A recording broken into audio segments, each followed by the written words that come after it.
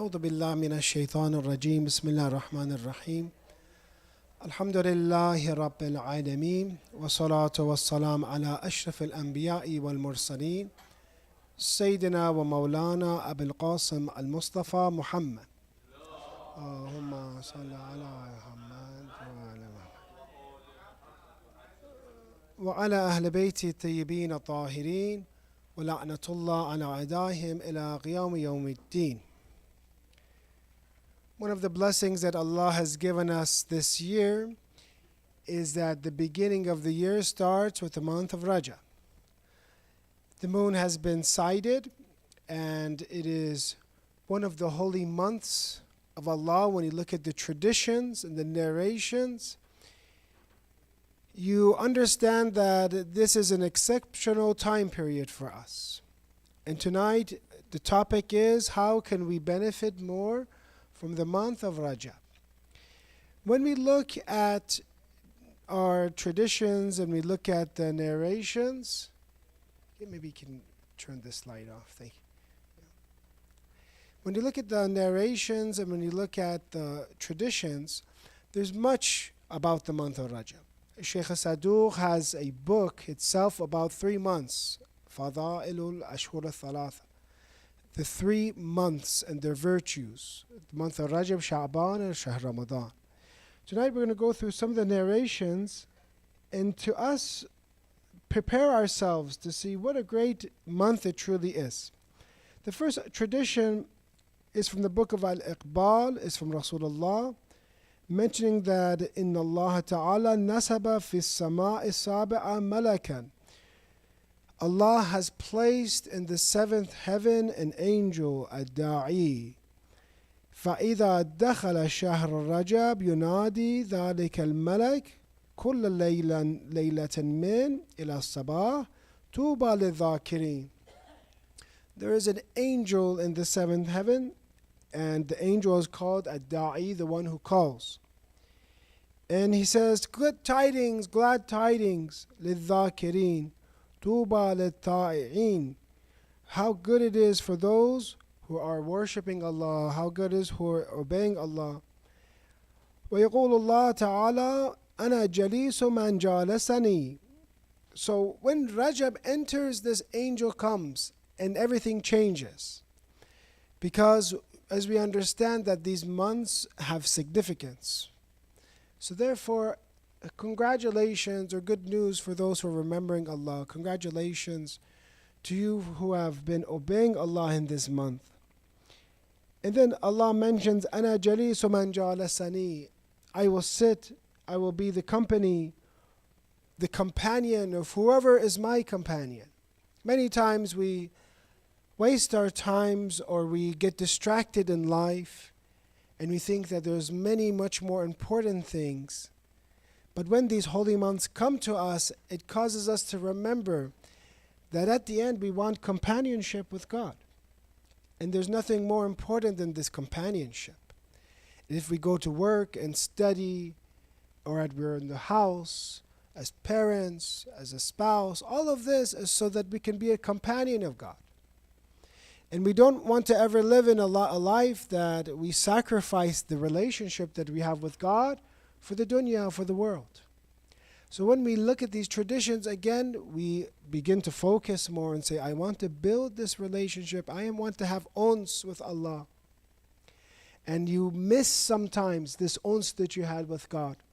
I had it, for example, in Shahr Ramadan, I had this ons, this companionship, this love. But then when I separate from Him, I see sometimes you feel yourself, you're not in a good mood. You don't feel good about yourself. Maybe things in business and work and school are good, but you don't feel good inside. That is because we have inside of us a need to worship God.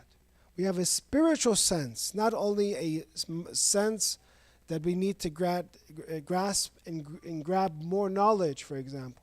We also have a thirst within, and when this thirst is not quenched, I feel terrible. I feel bad about myself, and I say, why do I feel this way? So month of Rajab, hopefully you've been feeling a little different, inshallah. And you see that it is a month that it's been mentioning, أَنَا جَلِيسُ مَنْ جَالَسَنِي.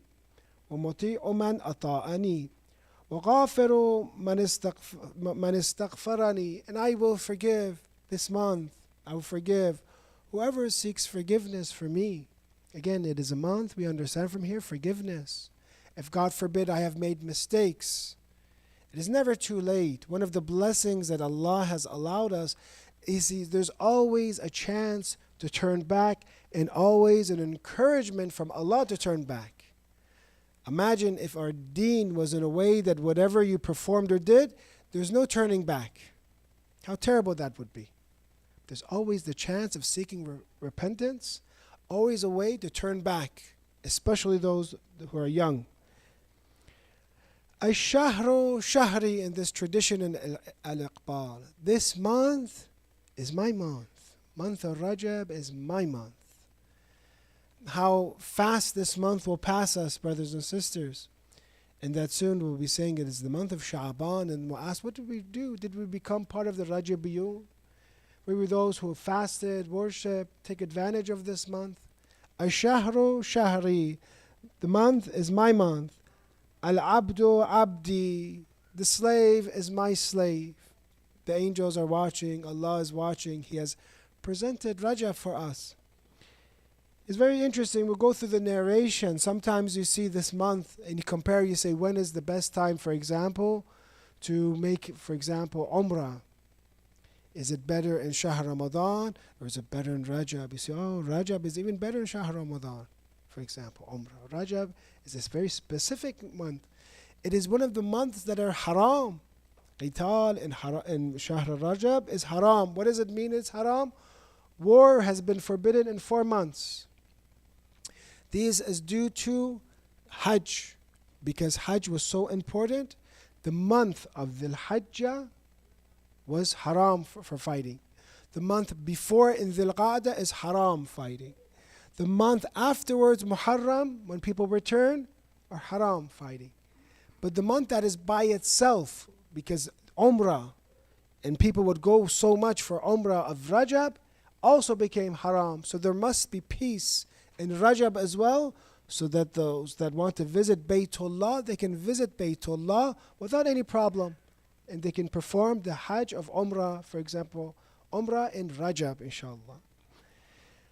فَمَنْ دَعَانِي فِي هَذَا الشَّهْرِ أَجَبْتُهُ. And whoever calls upon me, Allah, in this month, I will answer him. How unfortunate it is when we don't have awareness, we don't know. We need to know these traditions, that we are in a special time period. وَمَنْ سَأَلَنِي أَعْطَيْتُهُ. And whoever asks me, I will grant him. And whoever wants guidance for me in Rajab, whoever wants guidance for me, I will guide him. وَجَعَلْتُ هَذَا الشَّهْرَ حَبْلًا بَيْنِي وَبَيْنَ عِبَادِي. I have placed this month a rope between me and my servants. It's a rope. This rope has been extended. If we can grasp this rope and cling on to it, we'll get towards Allah, inshallah. فَمَنِ اعْتَسَمَنِي بِهِ وَصَلَ إِلَيَّ. And whoever connects to it will be connected to me, inshallah. I'm going to read other, narrations, inshallah. But one thing that I want to ask, and that is the question that, we're addressing, is how then can I benefit more in this month? Many people, they ask me, they say, it's Rajab, I know Rajab is important. Well, how can I do? What should I do? What is the plan? First thing that, the main thing that I want to address tonight is that you have to have awareness first. You have to have ma'rifah. You have to have understanding. You have to know something first and see how important it is. Then you can respect it, and then you can venerate it. If you don't know much about it, then how can you respect it, venerate it? So let's understand more about Rajab. 2, what I want to say is that we have to also understand how important it is to worship Allah. Many of us don't even know why we are commanded to worship God. Many people, unfortunately, when they look at religion, they look at it this way, that they think that those that are religious are just afraid of God.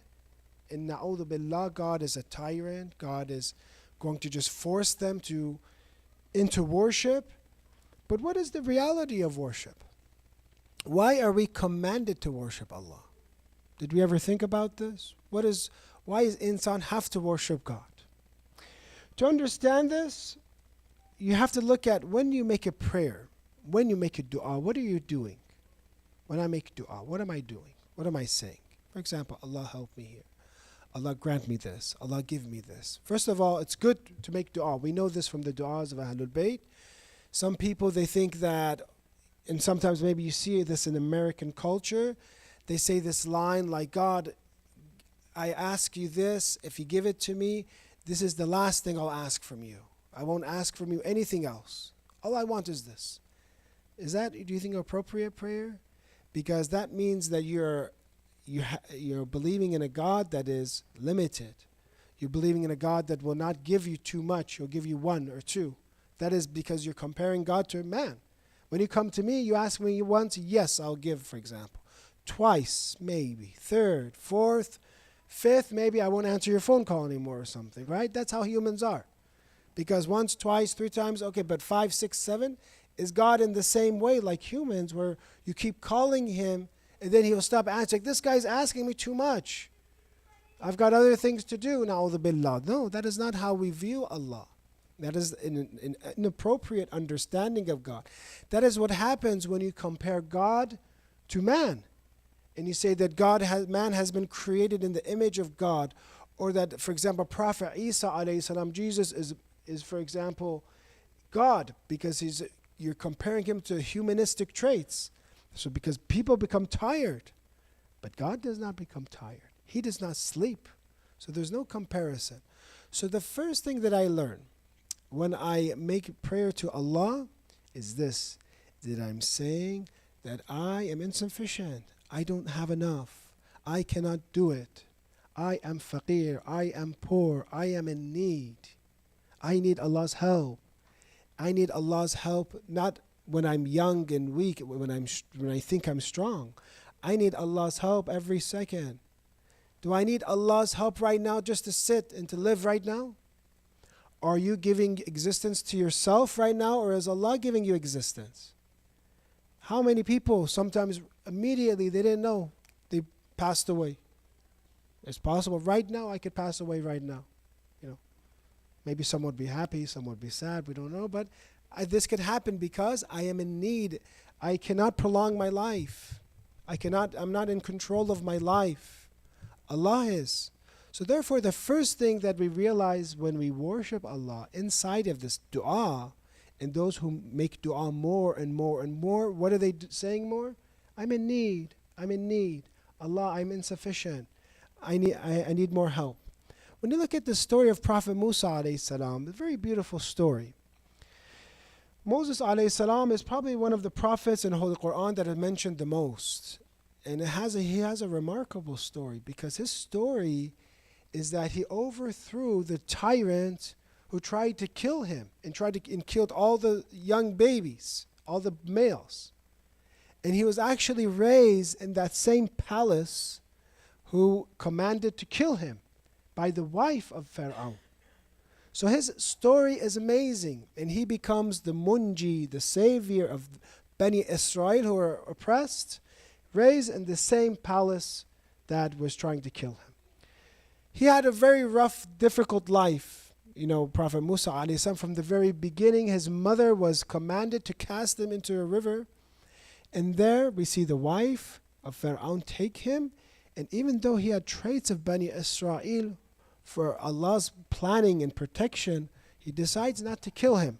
He likes this child in a way. So he begins to become older and older in Egypt. And he is a very important person because he's in the house of the Pharaoh. But yet he looks and observes and sees his people, the Bani Israel, the children of Yaqub. Israel means Yaqub. The children of Yaqub, and they see how they're subjugated, they're oppressed. They're monotheists. We believe they're Muslim. That was the deen then. And he becomes saddened because they're treating these people that are the children of Yaqub in such a harsh way, the children of this prophet. So he sees that there's two people arguing. And when he observes their argumentation, they're oppressing, for example, one person that is from the Bani Israel.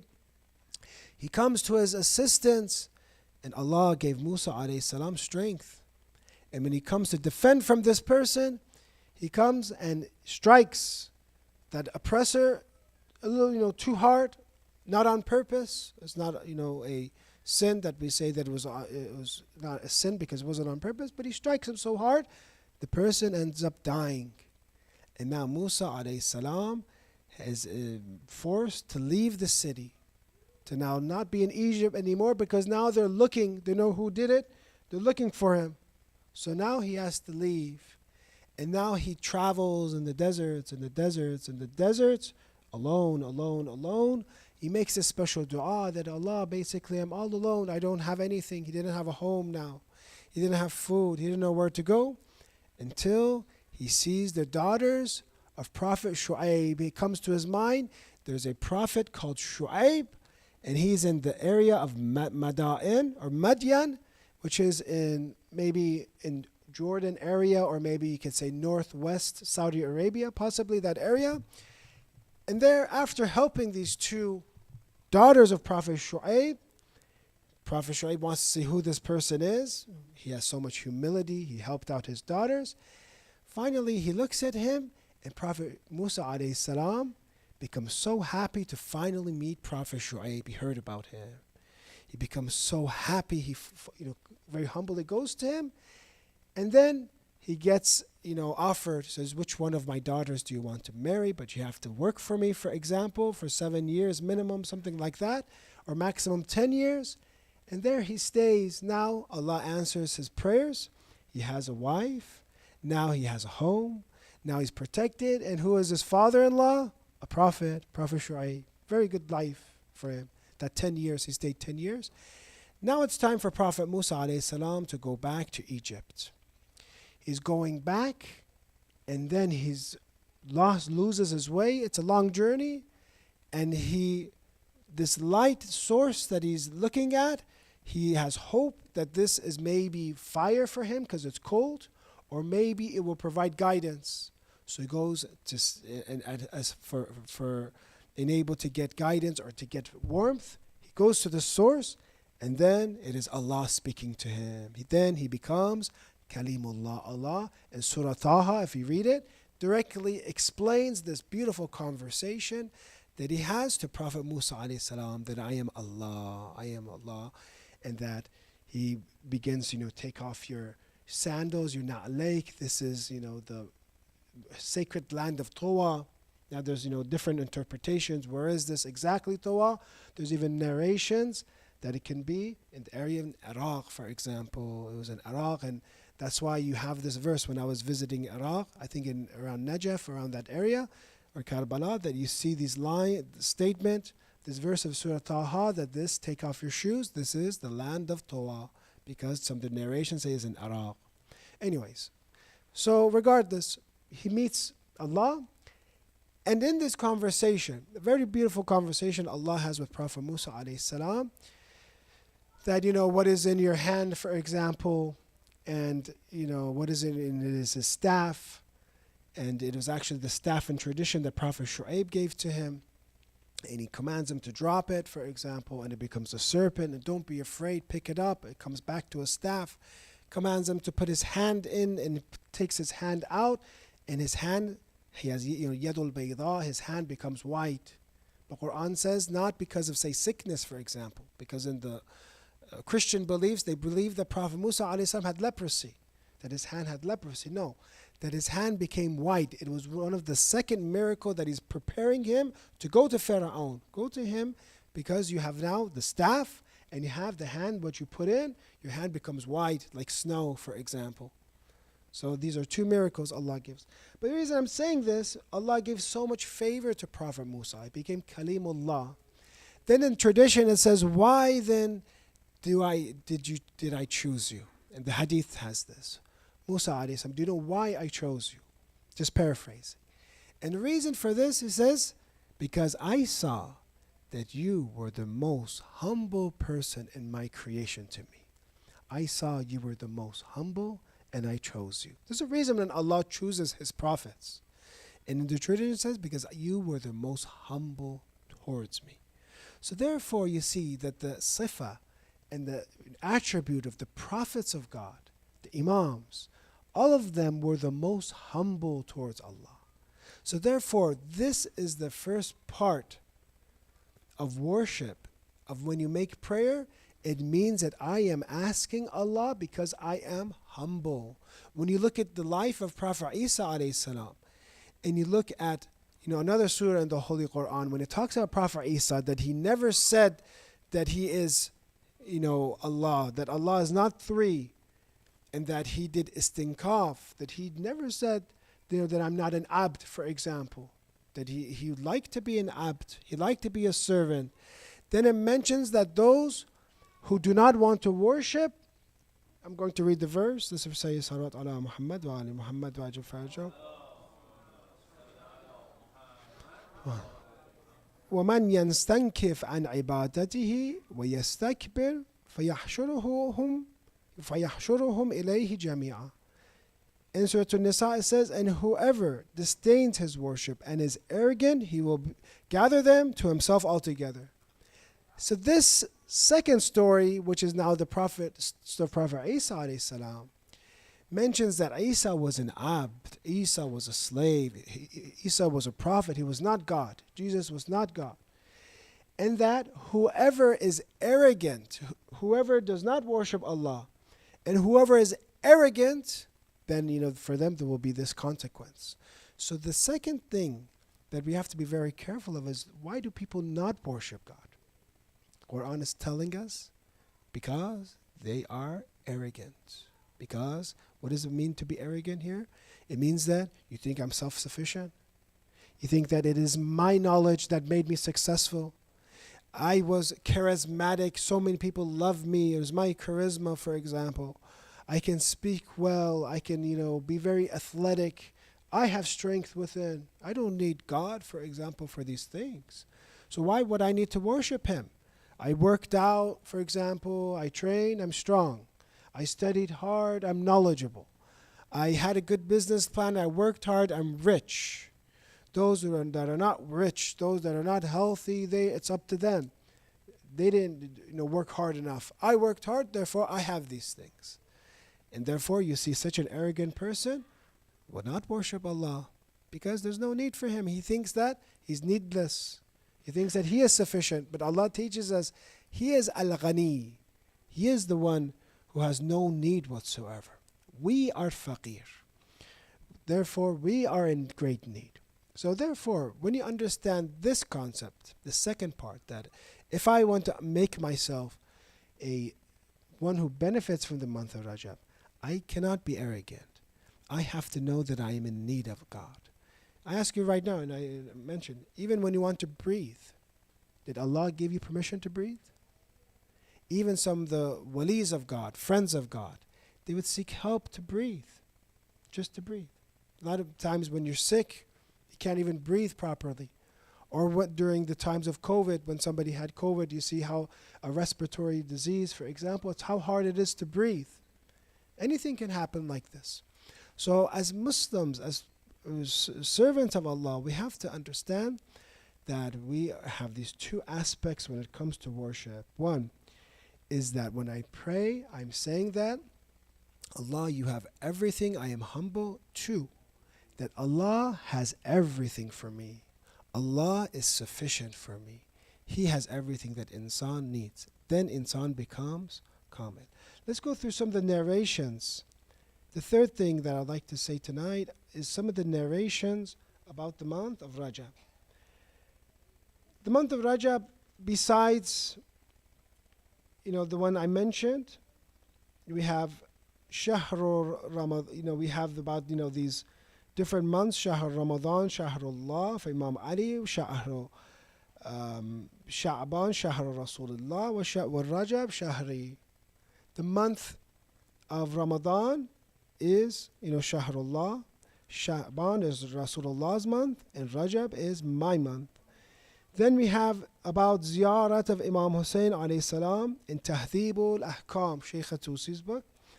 سألت أبا الحسن الرضا عليه السلام في أي شهر نزور الحسين عليه السلام. Which month should I visit Imam Hussein? فقال في نصف من رجب. Imam Rida said 15th of Rajab. والنصف من شعبان, the 15th of Sha'ban. This is one of the importance of Rajab.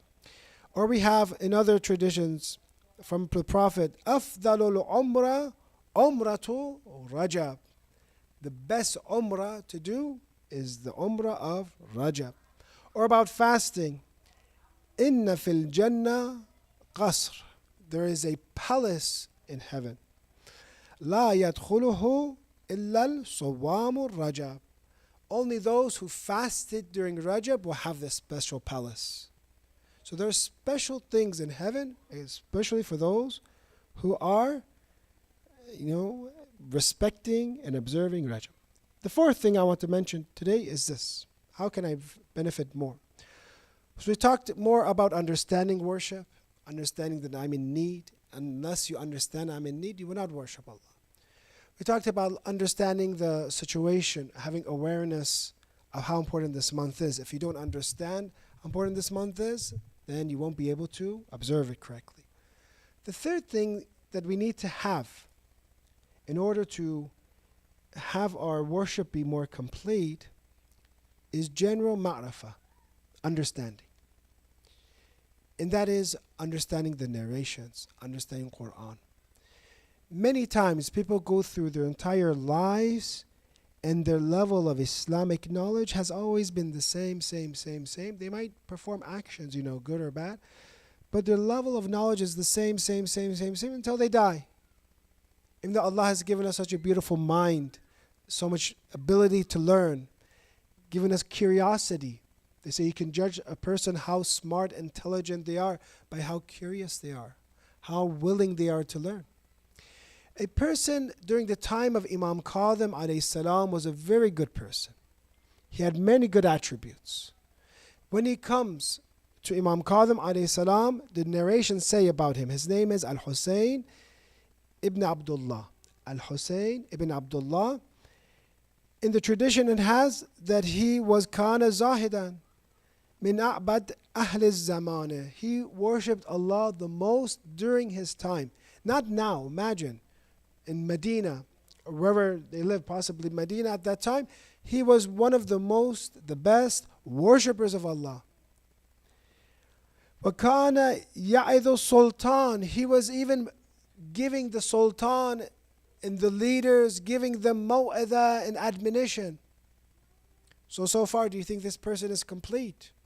He is Ashad, this person. His name is Al-Husayn ibn Abdullah. He was the best of the worshippers. He was a zahid. He stayed away from the world. And he gave, recommendations to the rulers. He even commanded the good. يَأْمَرُهُ بِالْمَعْرُوفِ. He did. Then he comes to Imam Kadhim alayhi salam. And Imam Kadhim alayhi salam, fara'ahu, he asks him to come towards him and he tells him this. He says, Ya Aba Ali, ما أحب إلي ما أنت فيه وأسرني بك فيه إلا. I like, makes me happy. He's worshipping Allah. You have qualities. You're commanding the good, forbidding the evil, for example. You're doing good. إلا أنه ليس لك معرفة. But you have a problem. You don't have ma'rifah, understanding. Ma'rifah is from irfan, understanding. You don't know. فَاطْلُبِ الْمَعْرَفَةِ. You're good. We thought that maybe, a lot of people, they think that you need knowledge just to get into worshipping Allah and zuhd. Now that you're there, you don't maybe need knowledge anymore. You're already worshipping Allah. But Imam Kadhim alayhi salam sees him, he's ashadun, a'badun nas, he's a zahid. But now says, you have a problem. You don't have knowledge. Go seek it. And he tells them, very interesting, the Imams, and we should learn from them. Sometimes, we very basically humbly say, come and I will teach you. Come, I will give you ma'rifah. But the Imam doesn't do that to him right away. He actually tells him to go to the jurists of Medina, fuqaha Medina. Go to the jurists of Medina, and one of them is Malik ibn Anas. He's a Sunni scholar. In the tradition, even go to Malik. Go to Malik ibn Anas, go to others. Go get ma'rifah, go learn from them. Go.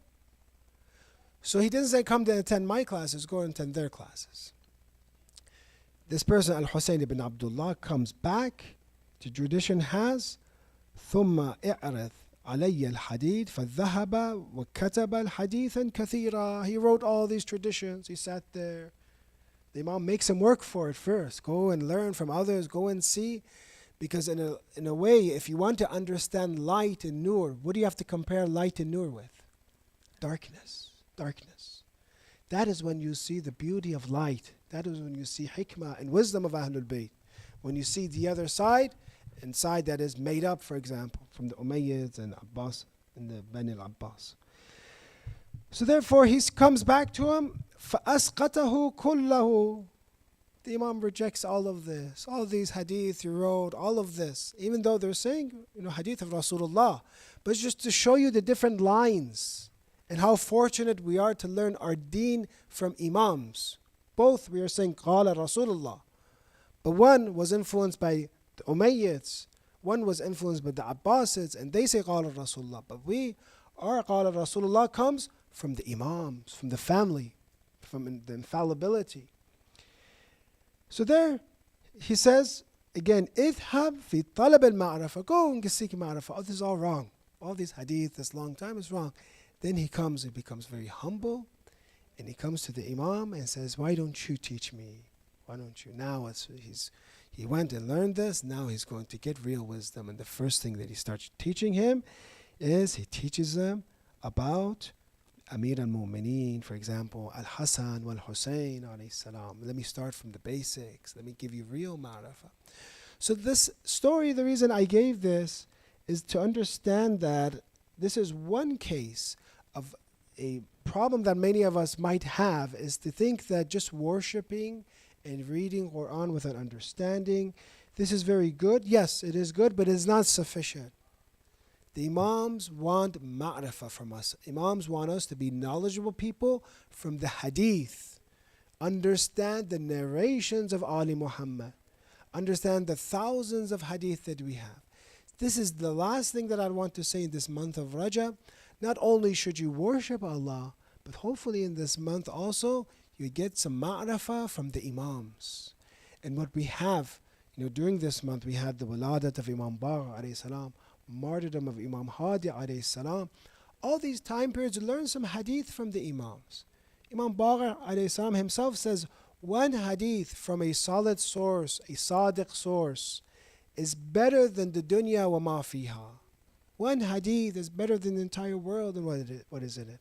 So spend time, take classes, review, study the narrations of Ahlul Bayt and the works of the ulama that have gathered these together and can have explained it very well, inshallah. And hopefully you'll be worshipping, fasting Allah in the month of Rajab as a person who has ma'rifah, inshallah, who has deep understanding of deen. وصلى الله على سيدنا محمد وعلى أهل بيته الطيبين الطاهرين. اللهم صل على محمد. We ask Allah, inshallah, to give us ma'rifah, to give us worship, inshallah, to forgive our sins in the month of Rajab, inshallah, to make our hearts close to the heart of Amir al-Mu'mineen alayhi salam, to help all of those who are oppressed, inshallah, give victory to those that are fighting against oppression, cure all the sick, give rahmah and mercy upon our deceased, and to expedite the return of Imam al-Zaman with a salawat. Allahumma salli ala Muhammad.